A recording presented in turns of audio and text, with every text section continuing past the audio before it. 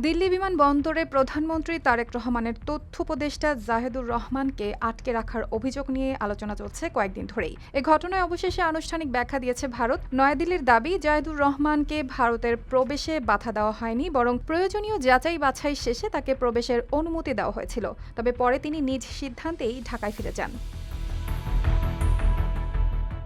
গত 14 জুন ব্যক্তিগত পাসপোর্ট ও SAARC visa নিয়ে দিল্লিতে পৌঁছান জাহেদুর রহমান। তার সফরের উদ্দেশ্য ছিল ইন্ডিয়ান ওশান রিম অ্যাসোসিয়েশন বা আইওএ এর জ্যেষ্ঠ কর্মকর্তাদের 28তম বৈঠকে অংশ নেওয়া। তবে বিমানবন্দরে পৌঁছানোর পর ইমিগ্রেশন কর্মকর্তারা তার সফরের উদ্দেশ্য নিয়ে কিছু প্রশ্ন করেন। এ সময় তাকে 2 ঘণ্টারও বেশি সময় অপেক্ষা করতে হয়। এ ঘটনাকে ঘিরে বাংলাদেশে ব্যাপক আলোচনা শুরু হয়। অভিযোগ ওঠে, একজন উচ্চপদস্থ বাংলাদেশি কর্মকর্তাকে দিল্লি বিমানবন্দরে অযথা আটকে রাখা হয়েছে। বিষয়টি কূটনৈতিক পর্যায়েও গুরুত্ব পায়। 23 জুন মঙ্গলবার ভারতের পররাষ্ট্র মন্ত্রণালয়ের নিয়মিত সংবাদ ব্রিফিংয়ে এ বিষয়ে কথা বলেন মুখপাত্র Randhir Jaiswal. Colour expert dark sap এবং মাইল্ড অন হ্যান্ডস টেকনোলজি সমৃদ্ধ অরিক্স অ্যাডভান্স ডিটারজেন্ট পাউডার আপনার লন্ড্রি এক্সপার্ট।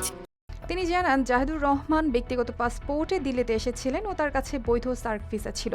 ইমিগ্রেশন কর্মকর্তারা সফরের উদ্দেশ্য সম্পর্কে নিশ্চিত হতে কিছু প্রশ্ন করেন। পরে তিনি একটি বহুপাক্ষিক সম্মেলনে যোগ দিতে এসেছেন বলে নিশ্চিত হওয়ার পর তাকে ভারতে প্রবেশের অনুমতি দেওয়া হয়।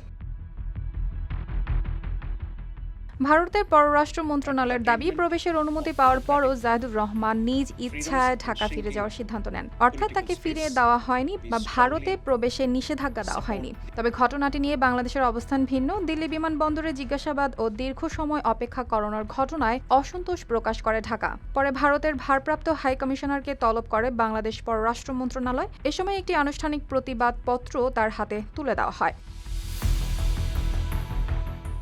অর্পিতা জাহান, RTV।